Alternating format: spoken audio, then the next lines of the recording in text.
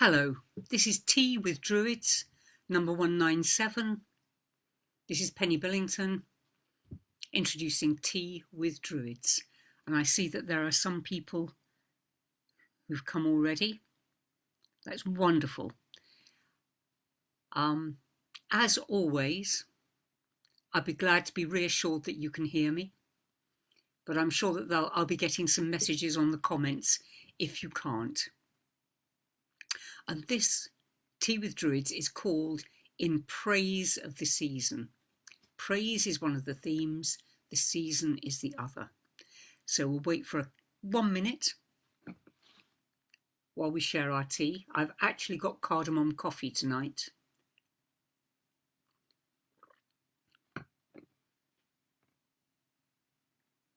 Oh, Kai from Germany, Jackie, Rachel, Parsival, John, Don from Montana, wonderful. Good, plenty of people arriving. So let's get straight on with our theme. The theme, the praise of the seasons. Whether we're in the southern hemisphere or in the northern, whether it's spring for us or autumn, late spring or late autumn, it becomes apparent at the moment we step out the door that nature does not deal in solid colours. If you look at these pictures behind me, we've got the gorse, we've got beech woods, we've got the sunset, we've got green trees here, not one solid colour. And I've got some show and tell here from the leaves that I can't resist picking up. I think I'm going to make a leaf crown or masks or something out of these when I've dried them. I mean, why did they fall from the tree still so green? Look at that, that's perfect. Yet it fell and there wasn't a great wind to make it blow off. Look at these golden brindled colours. Everything in nature this autumn is multicoloured, party-coloured, piebald, skewbald, pied as we would call it. A couple more here because the plains are mostly red, are mostly green and gold, and then occasionally they throw up one like their relatives, the acers and the sycamores, that is far redder. Everyone is unique. Everyone is a joy. So it's a pity to take them down, really, isn't it? Let's put those down. Here is a poem that praises things that are dappled, things that are more than one colour. And while I read it, you might think of something that you love in nature that's more than one colour. Perhaps the graduation of colour in the opening of a bud, or a particular flower whose heart is such a fiery, strong, vibrant colour compared to the paleness of its outer petals. Perhaps your dog or cat with its brindled fur. Here's the poem. Glory be to God for dappled things, for skies of couple colour as a brinded cow, for rose males all in stipple upon trout that swim, fresh fire cold chestnut falls, finches' wings, landscape plotted and pieced, fold, fallow and plough, and all trades their gear and tackle and trim. All things counter, original, spare, strange, whatever is fickle, freckled, who knows how, with swift, slow, sweet, sour, a dazzle dim. He fathers forth whose beauty is past change. Praise him. Now this is from a mystic Christian poet called Gerard Manley Hopkins, and obviously it's for saying praise the Christian God who made the whole world. We can all of us join in saying let us praise the natural world and nature. They're coming in. Catherine from Stockport, Melinda, Celine. The iridescence of a black shiny feather, says Pat. Yes, if you look at a magpie, the magpie with its blue and black and white, all these myriads of colours, they're absolutely beautiful, aren't they? So it's our job to watch and to witness and to praise these things in the world. I've just finished a level 2 workshop, a weekend workshop with some fantastic OBOD participants. And one of the things we had to do was to look and observe closely. And we were in the middle of town, in the middle of Glastonbury, a small market town. And everyone went out at lunchtime and found 10 things that were symbolic of Druidry in the middle of the town centre. The importance of dappledness, you'll see I've got my dappled scarf on, and the importance of noticing it is it reminds us that there is beauty in every season, and that means that there's beauty in every season of our lives. Some of us are in the autumn of our lives, some of us are in the spring, and one would automatically say some of us lucky ones are in the spring, but that's not the case. Not the case. Everyone is lucky to be in whatever season of their life they are, and every season shows us the beauty that is around for us to take hold of in our lives. So I like to think as we get older, the dappledness of the falling leaves and so on reminds us that the solid drive of making our way in the world, those times are just gentling out into myriad colours of balancing our time, balancing our leisure with our work, balancing our responsibilities with the things that give us genuine pleasure and which excite our creativity. All those things become easier for us as we get older. And one thing, I don't know where I read it, some of you might have read it. In looking at a leaf, one thinks, it's so beautiful and it's dying, because the tree in some wonderful chemical way has cut off the process of its joining and absorbing nutrients and sending them back down as well, and therefore the connection's gone and it falls off the tree. I read a completely different interpretation. What does a leaf do all its life? A leaf is a factory worker. It's working in this wonderful food factory to produce food for its parent tree.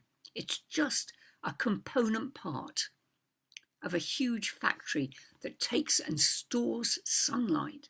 It's a brilliant thing to do, but it never gets a day off, and it doesn't get minimum wage, and it doesn't get any perks apart from expressing its being perfectly. But then autumn comes and its job is over. This little leaf's job is over. It's got its Lifetime Achievement Award. And the thing that I read was perhaps when it drops from the tree, what it's doing is flying free. Flying free and expressing its being in a totally different way, and going from making food to falling on the forest floor to being nurturing and warming the earth, sheltering the little insects and animals, and eventually becoming food itself, food for the earth. It's quite a wonderful interpretation, I think. So it's our job to witness and praise. Why? Well, we were talking about in the level 2 workshop about communicating with the book of learning from the book of nature and communicating with nature. And I've said this before, the most obvious way of learning from nature is to actually get stuck in the middle of a park and the heavens open and you get soaked to the skin. And you don't do it too often before you learn to look at the clouds and learn from the book of nature and predict what the weather's likely to be and take your umbrella. That's the most mundane form of learning from nature. Getting soaked to the skin is a very good lesson, but there are many, many others. And when we learn these lessons from nature, simple, practical lessons, I don't know, what might they be? Don't try and get through a thorn bush without asking it first, asking for permission and asking that you won't get prickled. That might be one. Don't don't run through the forest after dark. There you are, there's a nice life lesson for you. Once you learn not to run in the forest after dark, because you undoubtedly will eventually trip over. Once you learn to look up at the sky to see what the weather's going to be like. Once you learn to look at a tree and see where the moss is growing and work out where north is, or look at the sky and work out from the position of the sun where east is, so you don't need your compass. Once you learn those simple practical things, the close looking they encourages you to see beyond the everyday wonder of nature, which goodness knows is enough for us, and into the spirit and the heart of it. Okay, so that's what we were doing. But the point that I made to the students was, we're the ones with the voices. We're the ones with this wonderful voice box, this larynx, this quality of being able to articulate in the most sophisticated way, or in the simplest possible way, just with a bzzz like the bees, or all the way up to singing great arias. We can do any of this stuff. If we have developed this gift of language, then surely it is our job to use it to praise what we see. And that, of course, is what the poet was doing there. Of course, we can communicate without actually ever literally saying hello to a tree, though it's a nice thing to do. Because every time we go into nature, our whole bodies are communicating, whether our minds are aware of it or not. With every breath we take, our bodies, our senses are responding to the different qualities of the air, of park or of woodland, of desert, of forest, of perhaps icy terrain, or swamp. Our bodies respond automatically to the sights, the smells, the tastes that we taste in our mouth. And we do taste it. You only have to go to the seashore for it to be immediately apparent that you taste salt on your lips. But everywhere we go, there are subtler tastes that we are imbibing. There are subtler smells. We know all the science that's been done. So, of course, if we're communicating in this way with our body, why wouldn't we also communicate with our mouths as well? Why wouldn't we make communication in exactly the same way that we do with another human being? Here's a lovely comment. I love the change in the colour of a fox's fur as it sheds its summer coat and grows its winter coat. And I'm sure anyone who keeps animals will notice that change. I wonder where you are to see that change in the fox's coat so clearly. Here's someone who touches and talks to the trees. I love to get soaked to the skin, says Anne. I love the rain. I know I'm crazy. I love crazy. So do I, Anne. Because I love it because your comment is joyous. If crazy is joyous, we love crazy. When we look with close attention, this gives us an intimacy with nature. An intimacy that Dylan Thomas's father felt, not with nature, but with God. He was obviously a Christian as well. And the story is that he could be seen raising his fist at the sky and saying, "Rain again, blast you!" to the God who made the rainfall. We don't have to do that. But it does argue that he had a very intimate nature with the divine, that he could get so cross with God for making it rain.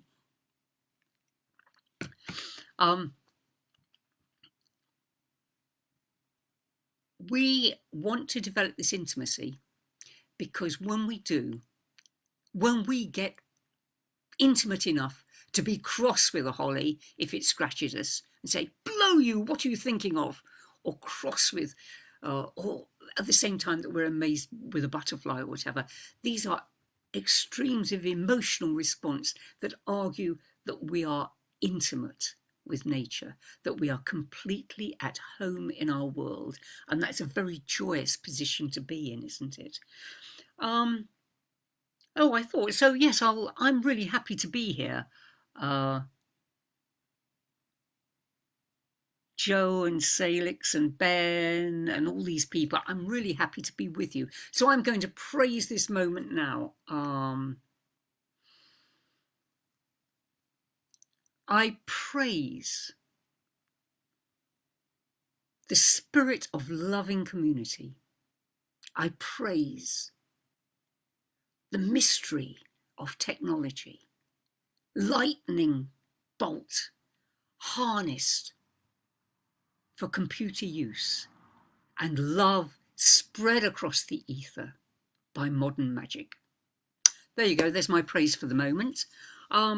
I thought of I did think of a better one for the trees, but I'll read someone else's first before we have a meditation when we can go to and praise the things in our grove together. This is about learning. What does nature have to teach us? This is called Spells by James Reeves, and here are some of the lessons or some of the messages from the world, from the natural world. I dance and dance without any feet. This is the spell of the ripening wheat. With never a tongue, I've a tale to tell. This is what the meadow grass tells. I give you health without any fee. This is the spell of the apple tree. I rhyme and riddle without any book. This is the spell of the babbling brook. Without in my legs, I run forever. This is the spell of the mighty river. I fall forever and not at all. This is the spell of the waterfall. Without a voice, I roar aloud. This is the spell of the thundercloud. I can cheat strangers with never a word. This is the voice of the cuckoo bird. We have tongues in plenty, but speak no names. This is the song of the fiery flames. The creaking door has a spell to riddle. I play a tune without any fiddle. When we sit down with nature, these are the messages that we might get. What will we next get when we sit between the roots of an oak tree or a yew tree, or when we sit in the gateway, a farm gateway, and just look out at a field of growing wheat or corn? Who knows? We have to be there. We have to be ready to witness and notice, and then we have to just relax and see what comes. Switch off the head, switch off on the heart and the appreciative emotions, and see what happens. The ancient Celts, some of the first poems we have, are praise poems, are noticing of the natural world. Here's something from Dappledness, whose nature poems are usually related to beautiful places where you can take a lovely girl. This is the Birchwood Bower. The happy birchwood is a good place to wait for my day-bright girl. A place of quick paths, green tracks of lovely colour, with a well of shining leaves on the fine boughs, a sheltered place for my gold-clad lady of fine boughs, a lawful place for the thrush, a lovely place on the hillside, a place of green treetops.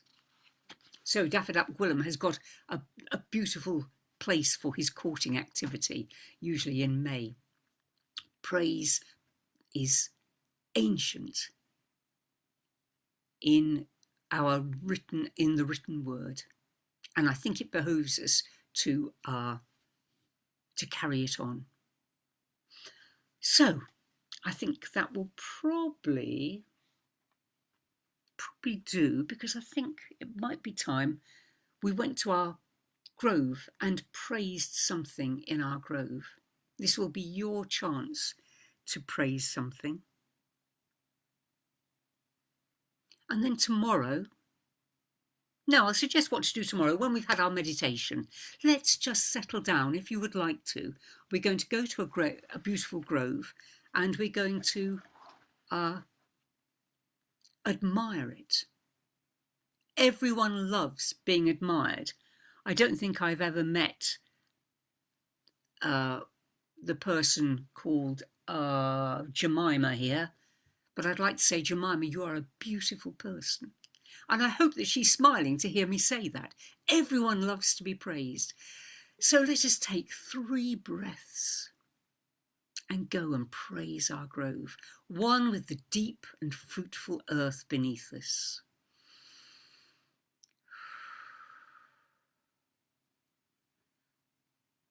One with the sky high above us,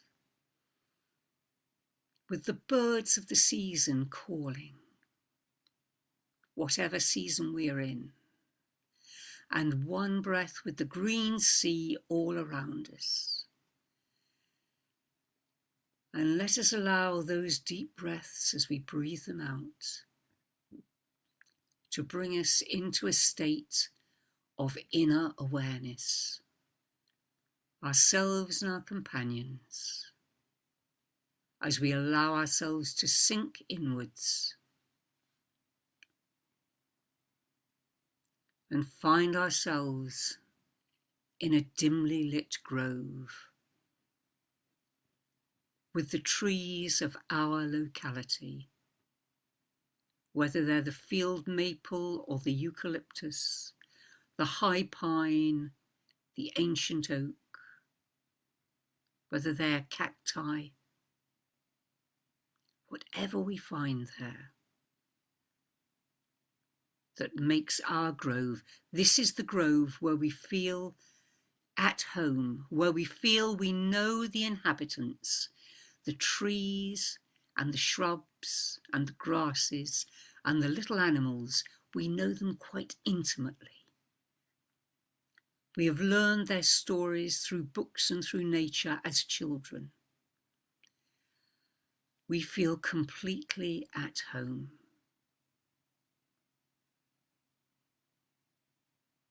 Just stand or sit with soft eyes, looking round your grove, and know that your whole body is responding to being here, the place of your true abiding, your inner home. What makes you feel so relaxed here? Is it knowing the shape of all the leaves? If so, praise them.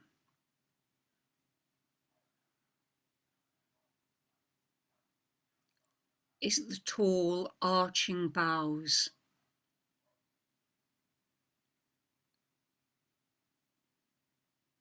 Is it the huge trunks or spindly growth that delineates the space in which you feel so safe? Praise it. Praise it for its colour, for its texture as you stroke it,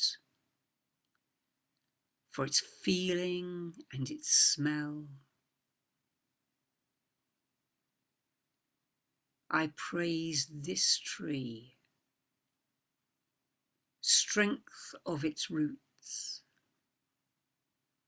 solidity of its trunk, grace of its boughs, beauty of its foliage.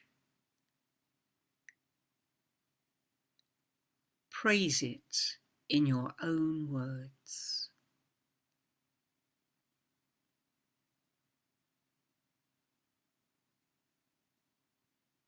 If you see a small mammal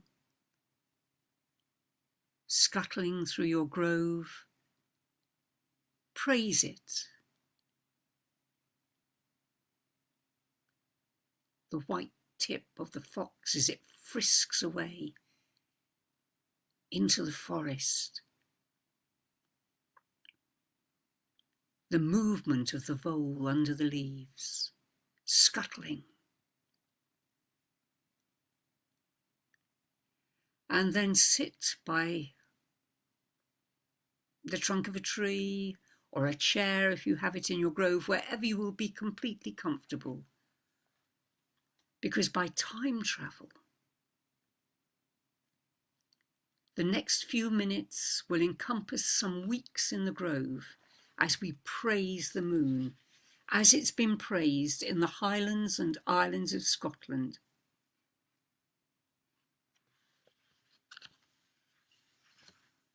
And was written down in Victorian times. The traditional folk practice is to hail the new moon. But by Druid magic, we are going to look up and see the new moon, and then the full moon, and the waning moon, and the old moon, each beautiful in their time, as every season is beautiful in its time. So as night deepens, breathe with your grove. Listen to the rustle of the leaves. Hear the mysterious sounds of the night. And see the crescent of a new moon appear. Hail to thee, thou new moon, guiding jewel of gentleness. I am bending to thee my knee. I am offering thee my love. I am bending to thee my knee. I am giving thee my hand. I am lifting to thine mine eyes. O growing moon of the seasons. And the moon sails across the sky, growing visibly now until she becomes full. Hail to thee, thou full moon, joyful maiden of my love. Hail to thee, thou full moon, joyful maiden, lady of the graces. Thou art travelling in thy course. Thou art steering the full tides. And as we lazily look, the moon begins to diminish in size and become the waning moon. Thou art travelling in thy course. Thou art steering the full tides. Thou art illumining it to us, thy face, O waning moon of the seasons. And as we look, the moon becomes thinner and thinner until it is the waning crescent. Thou queen maiden of guidance, thou queen maiden of good fortune, thou queen maiden, my beloved, thou moon of all the seasons. And we're looking up into a starlit sky, breathing with the earth beneath us and the sky above us and our grove all around us. And the sensations are taken deep into our heart for our rest and relaxation.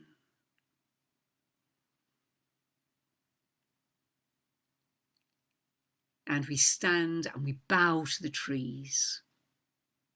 And we blow a kiss to the dark sky. And we love our world, and we love our lives, and we love where we are in our lives as we feel the need to move gently, breathe more deeply, allow the image of the grove to fade like mist in a morning meadow, and open your eyes and smile at your computer screen and know that we are smiling back at you.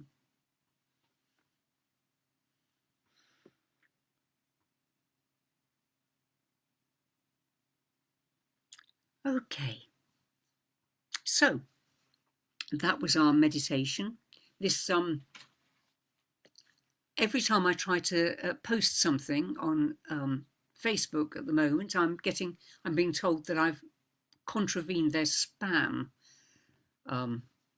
regulations. So I'll tell you now that this book is called New Moon of the Seasons, Prayers from the Highlands and Islands, which were collected by Alexander Carmichael in the late Victorian age. So Alexander Carmichael is the name to Google if you want to know more about him. Right, I've lost the piece of paper, but I did say I was going to make a suggestion as to what you might like to do for your praising. What is it? It's somewhere. Oh, yes. These people in the Highlands and Islands had a praise poem for everything. Now, we don't need to praise something in a poem, in a written or a rhyming way, but why not just notice and praise your household tasks? I don't say you should praise the washing up, that's going a bit far, but you might notice the bubbles and praise the bubbles, and even praise the sponge that makes it a bit easier for you. Remember, people used to use the harsh weed horsetail to scrub their pans. It was much more difficult in those times. And why don't we just praise the morning every time we wake up? Look out the window. I praise the day, and I greet the sun and the trees. Or if we live in the middle of the town, I greet the sky and the clouds above all our tall buildings. I greet the weeds and the pavement, and I ask for a blessing on my day. Try that for a week. Try it for a month. Write down each one, and you'll have a month of little greetings. And you can look back and see what you think of your own work. Being creative, that's the important thing, and being joyful. So, joyful and creative community of people, thank you very much for your attention. I will look forward to reading all these comments, but we've discovered it's become more and more difficult to answer them. So do believe that every one of them is valued and read and enjoyed and appreciated. But for now, I've kept you quite long enough, so good night. There's probably a near full moon out there for us all to enjoy. Enjoy the rest of your evening or your day if you're on the other side of the world, and I look forward to seeing you again soon. And next week, I believe it will be Roma Johnson, a very well-liked speaker on Tea with Druid. So we look forward to seeing her then. But for now, good night.